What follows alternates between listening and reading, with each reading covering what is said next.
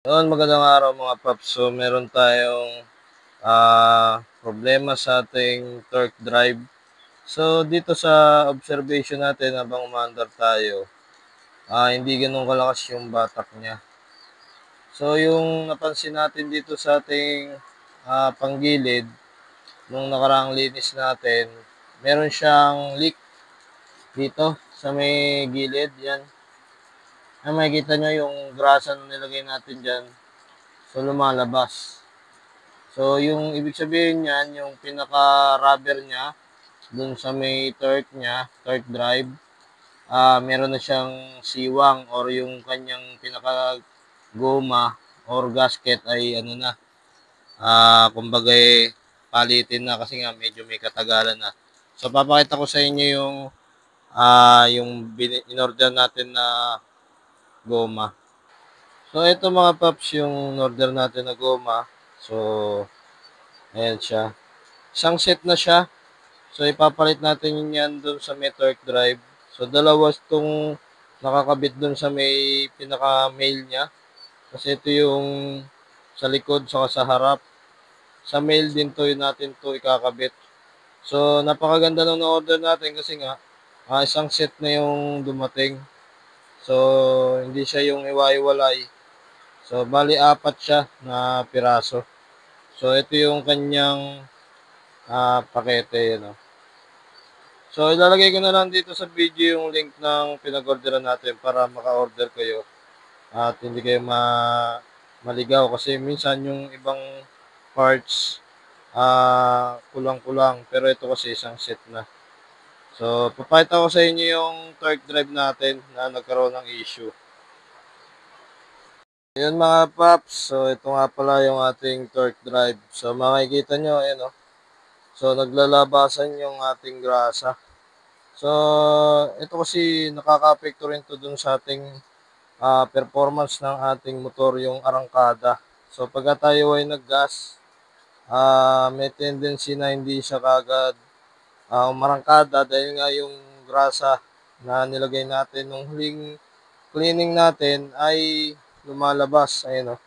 So, pag lumabas yan, mapupunta yan dito sa belt natin kasi nga tatalsik siya.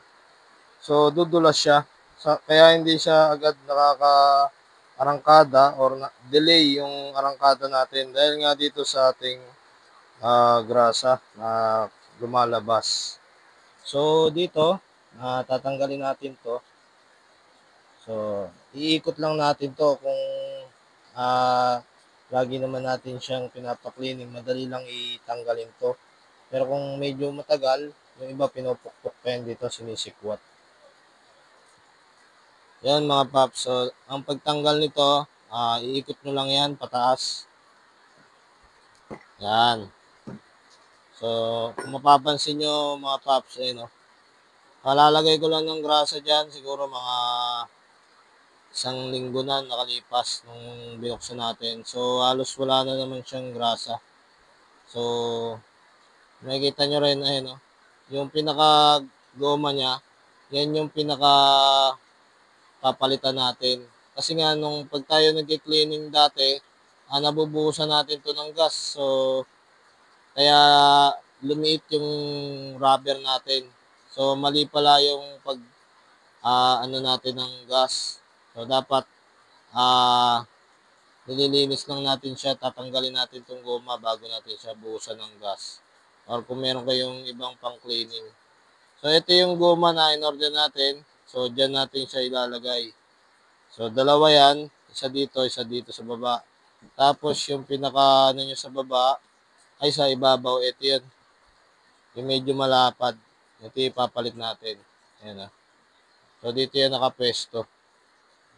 So, masikip yan kasi nga halos bago. So, babaklasin natin siya.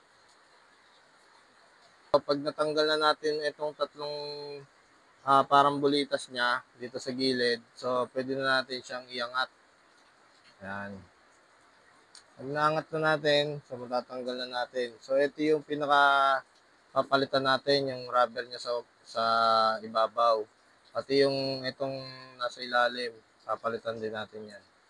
So, ayan siya, mga pap. So, napakatigas na, saka medyo, ano na rin siya, lumiit na. Kasi nga, nahuhugot na siya rito. Madali na siyang matanggal. So ngayon, yung ipapalit natin, ito. So, ito may kanal siya. Ito yung nasa ibabaw. So, ito kasing sa kabila, flat lang siya. So, yun yung nandito sa ilalim. Itong may kanal, yan yung nasa ibabaw. So, ilalagay natin siya pag ganyan. So, napakasikip niya, Paps, kasi nga, bago.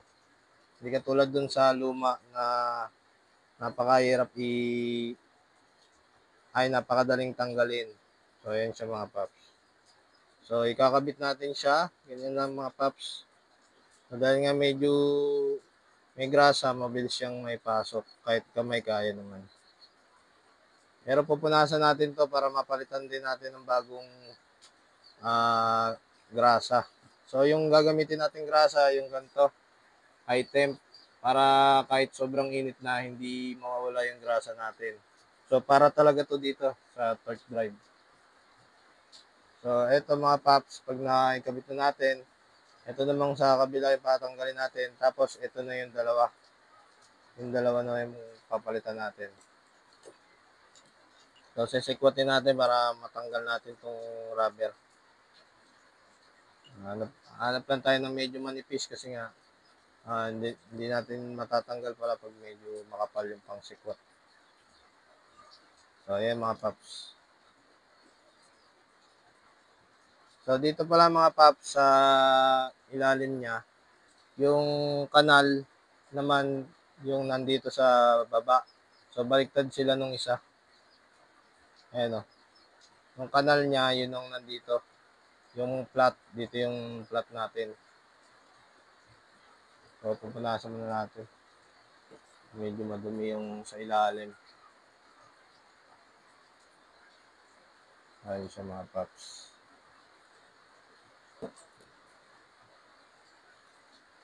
So, ito yung kanal. Yan yung nasa kabila. Yan. Ikakabit na natin siya.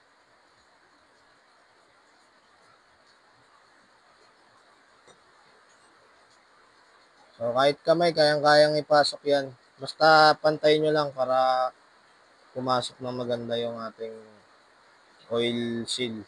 Yan.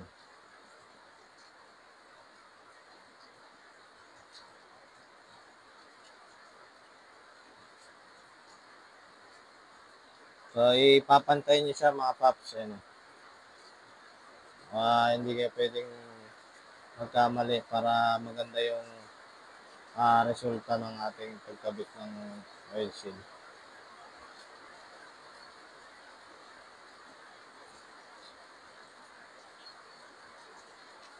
Ayan mga Paps, nakikabit na natin yung oil seal niya. So ngayon dito naman tayo. Tatanggalin natin yan.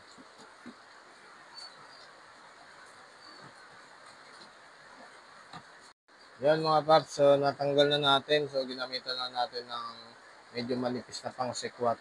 So ngayon, ito na yung bago natin. So lalagay natin siya dito. So mga Paps. So pang Mio Sport itong torque drive na to mga Paps. Kaya kung para hindi kayo mamali. Yan.